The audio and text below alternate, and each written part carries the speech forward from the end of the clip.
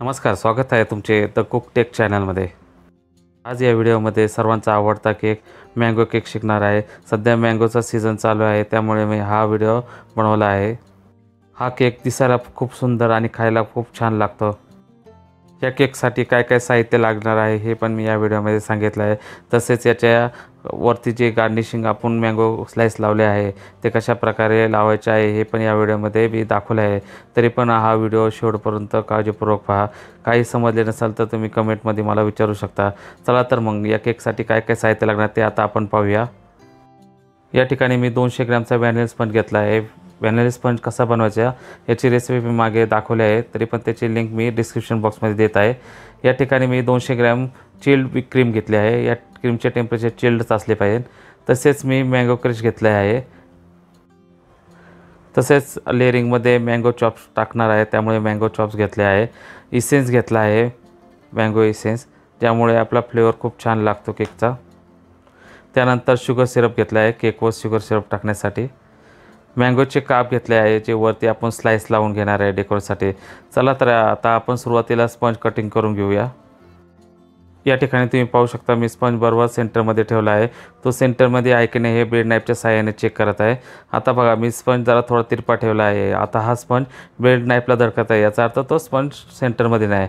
मी आता पुन्हा सेंटरमध्ये ठेवला आहे। आता स्पंज ब्रेड नाईफला धडकत नाही, याचा अर्थ तो सेंटरमध्ये आहे। आता ब्रेड नाईफच्या साहाय्याने मी स्पंज कट करून घेत आहे। ब्रेड नाईफ फक्त आपल्याला पुढे आणि मागे करायचे आहे, यामुळे स्पंज एक लेवलला सरळ कट होतो। तुम्ही या ठिकाणी पाहू शकता मी ब्रेड नाईफ फक्त पुढे आणि मागे करत आहे। अशा प्रकारे आपला पहिला लेयर कट झालेला आहे। तुम्ही पाहू शकता एकदम सरळ हा स्पंज कट झालेला आहे। आता याप्रमाणे मी स्पंजचा दुसरा लेयर पण कट करून घेणार आहे। या ठिकाणी पण मी ब्रेड नाईफ फक्त पुढे आणि मागे करत आहे। नाईफ फक्त वर खाली करायची नाही, जर वर खाली केलं तर तुमचा स्पंज हा तिरपा कट होतो।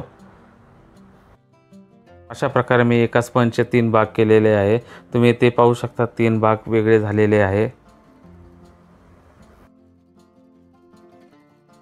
यानंतर आता क्रीम आपण फेटण्यासाठी घेऊया। क्रीम ही नेहमी चिल्ड घ्यायची। जर तुमचे क्रीमचे टेम्परेचर चिल्ड असेल तर तुमचे क्रीम चांगले फेटून होईल। जर तुमचे क्रीमचे टेम्परेचर चिल्ड नसेल तर तुमचे क्रीम हे फेटून होणार नाही। या ठिकाणी मी बीटर मशीनच्या साहाय्याने क्रीम फेटून घेत आहे। नेहमी लक्षात ठेवा, जेव्हा तुम्ही स्पंज कट करून घेणार त्यानंतरच तुम्ही क्रीम फेटून घ्यायची आहे। जर तुम्ही अगोदरच क्रीम फेटून ठेवली तर तुमची क्रीम ही लवकरच भुसभुशीत होते। तेव्हा नेहमी लक्षात ठेवा, स्पंज कट केल्यानंतरच क्रीम बीट करून घ्यायची आहे।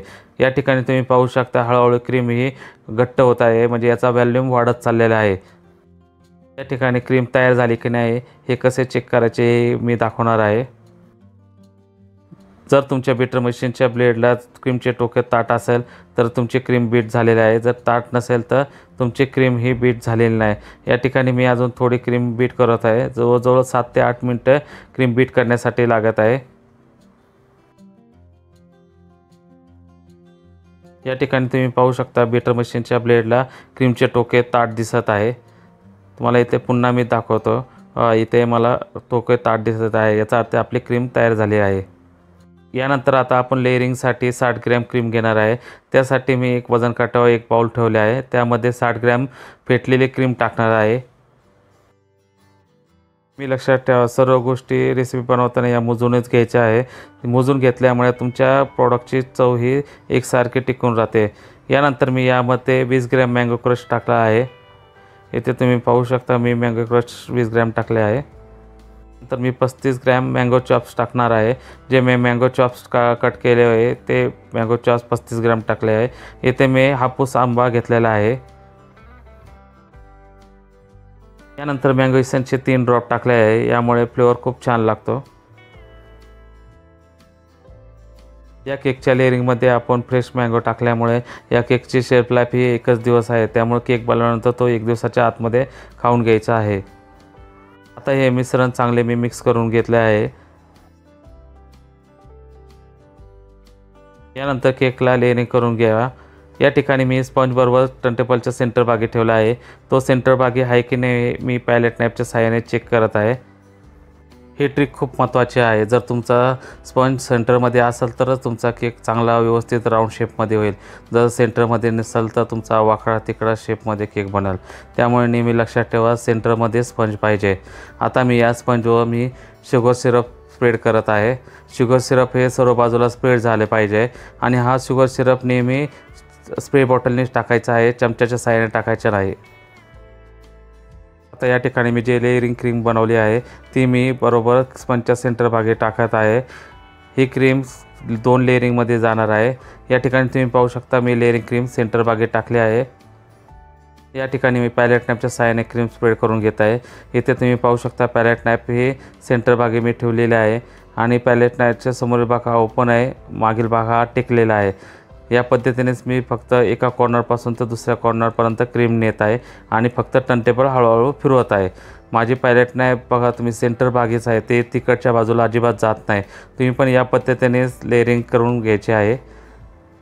त्यानंतर पायलट नॅप एका जागी ठेवून फक्त टर्नटेबल फिरवायचा आहे. यामुळे सर्व बाजूला क्रीम एकसारखी लेवलला प्लेन होते. त्यानंतर मी स्पंजचा जो शेवटचा भाग म्हणजे वरचा भाग आहे हे मी मध्यभागी ठेवत आहे. तुम्ही इथे पाहू शकता मी स्पंज हा मध्यभागी ठेवलेला आहे. आता या स्पंजवर मी शुगर सिरप पुन्हा स्प्रेड करत आहे.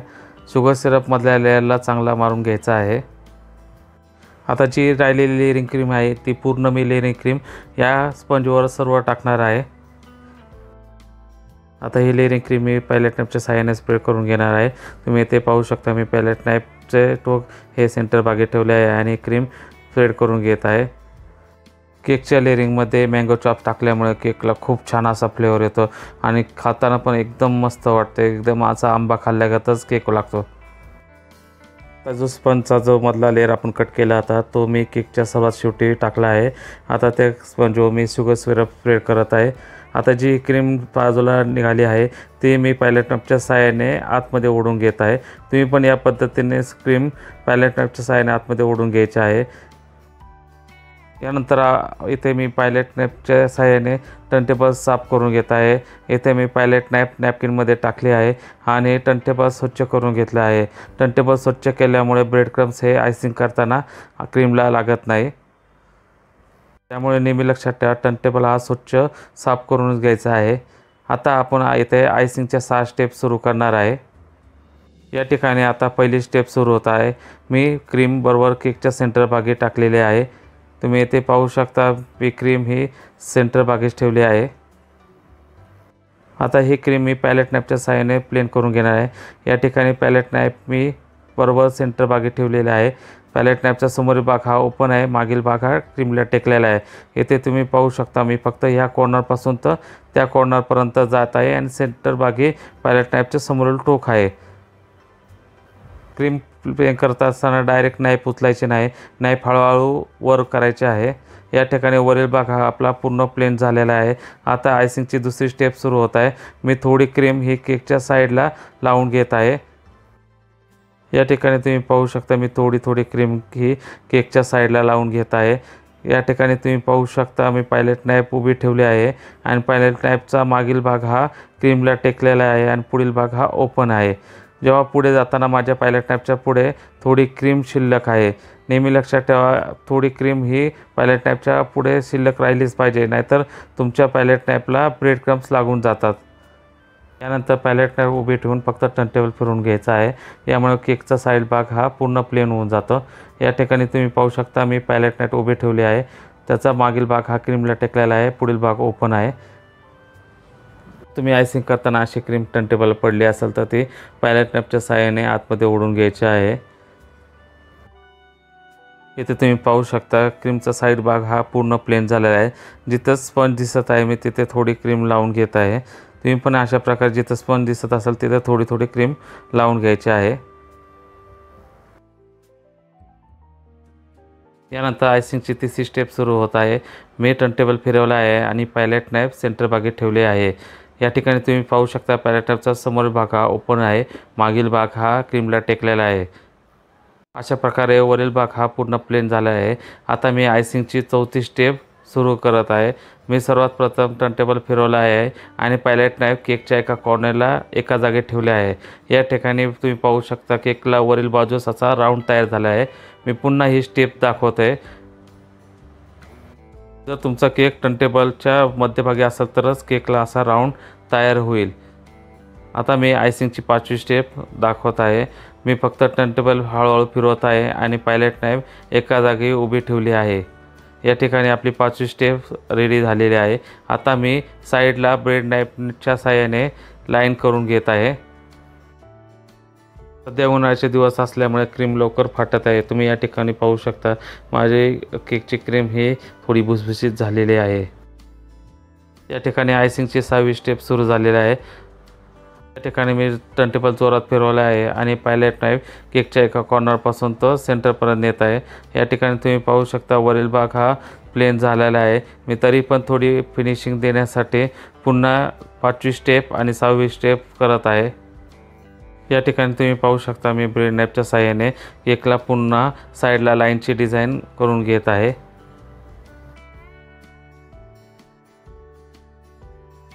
यानंतर आयसिंगची 6वी स्टेप मी पुन्हा दाखवणार आहे।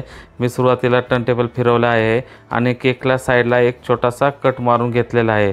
तुम्ही इथे पाहू शकता मी केकला साईडला असा एक छोटा कट मारला आहे, यामुळे केक असा गोलाकार दिसत आहे। आता मी टर्नटेबल पुन्हा फिरवून केकच्या एका साईडला नाईफ लावली आहे आणि ती नाईफ सेंटरपर्यंत नेत आहे। यामुळे केकला खूप छान अशी फिनिशिंग येते। आता अजून मी थोडा केकला फिनिशिंग देण्याचा पुन्हा प्रयत्न करत आहे। मी पुन्हा 5वी स्टेप आणि 6वी स्टेप पुन्हा एकदा करत आहे। जोपर्यंत चांगली फिनिशिंग येत नाही तोपर्यंत आपल्याला 5वी स्टेप आणि 6वी स्टेप हे करायची आहे। आता मी पुन्हा ब्रेड नाईफ साईडला लावून लाईनची डिझाईन करून घेत आहे।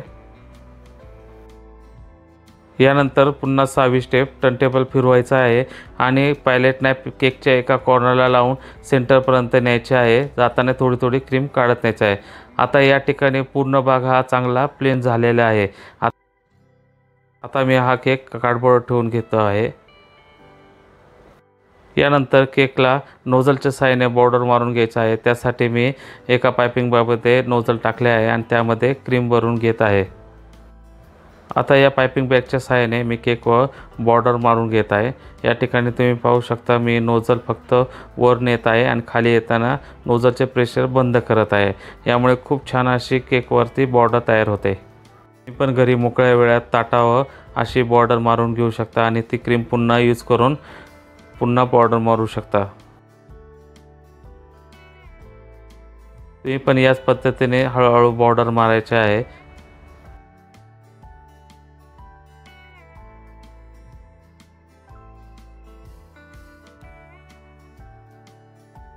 ज्याप्रमाणे केकच्या वरती बॉर्डर मारले त्याप्रमाणे मी केकच्या साईड बाजूस पण बॉर्डर मारून घेत आहे। हा केक खूप दिसायला सुंदर आणि सिंपल आहे। आता मँगोचं सीझन आहे त्यामुळे तुम्ही लेअरिंगमध्ये मँगो चॉप्स करून टाकू शकता, नाहीतर तुम्ही फक्त मँगो क्रश आणि इसेन्स टाकू शकता आणि वरती टॉपिंगला जेल लावून घेऊ शकता। आता या केकवरती जे मँगो स्लाइस आहे ते आपल्याला लावून घ्यायचे आहे। तुम्ही या ठिकाणी पाहू शकता मी मँगो स्लाइस या केकच्या बाहेरील बाजूस प्रथम लावत आहे आणि ही स्लाइस एका स्लाइसच्या वर थोडी लावलेली पाहिजे, मध्ये खूप छान असा गुलाबाच्या पाकळीसारखा आकार येतो। आता या मँगो स्लाइस हळूहळू लावत आतमध्ये जायचे आहे। जेव्हा तुम्ही मँगो स्लाइस केकच्या वरती लावत आहे तेव्हा बॉर्डर डॅमेज नाही झाली पाहिजे याची काळजी घ्यायची आहे। मी हळूहळू स्लाइस या केकच्या साईडला लावून घेत आहे। हा व्हिडिओ मुद्दाम तुम्हाला दाखवण्यासाठी मी स्लो ठेवलेला आहे, जेणेकरून तुम्हाला पण समजेल कशा स्लाइस एका स्लाइसवर ठेवायचे आहे। या मँगो स्लाइसला न्यूट्रीजेल लावायचे आहे। न्यूट्रीजेल लावल्यामुळे स्लाइस काळ्या पडत नाही। या केकला जास्त काही खर्च नाही, फक्त हापूस आंब्याचाच तेवढा खर्च आहे। हा केक तसा पाहायला गेला तर प्रीमियम क्वालिटीचा केक आहे, त्यामुळे या केकची प्राईस ही महाग असते आणि हा केक फक्त सिजनेबलच आहे, इतर वेळी भेटत नाही। अशा प्रकारे सर्व बाजूने मँगो स्लाईस लावून झालेले आहे। तुम्ही इथे पाहू शकता मी कशा प्रकारे मँगो स्लाईस केकच्या आतमध्ये लावून घेतले आहे। आता हे आतमध्ये सेंटरला आपल्याला एक कळी करायची आहे।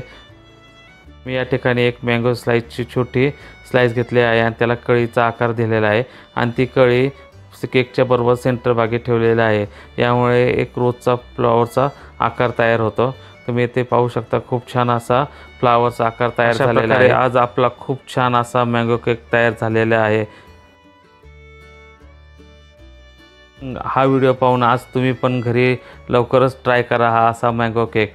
हा मँगो केकला मला जवळजवळ 250 रुपये इतका खर्च आला आहे। हा तुम्ही अर्धा किलोचा मँगो केक 500 रुपयापर्यंत विकू शकता। आजचा हा व्हिडिओ तुम्हाला आवडला असेल तर माझ्या चॅनलला नक्की सबस्क्राईब आणि लाईक करा। जर तुम्हाला व्हिडिओ आवडला असेल तर मला नक्की कमेंटमध्ये सांगा। जर काही शंका असेल केक बनवता तर तरी तुम्ही कमेंटमध्ये त्या विचारू शकता, मी त्या शंकेचे जरूर उत्तर देऊ। असेच तुम्हाला नवीन वेगवेगळ्या प्रकारच्या रेसिपी पाहायला भेटत जातील। चला तर मग पुन्हा भेटूया नवीन रेसिपी घेऊन नवीन व्हिडिओमध्ये। थँक्यू।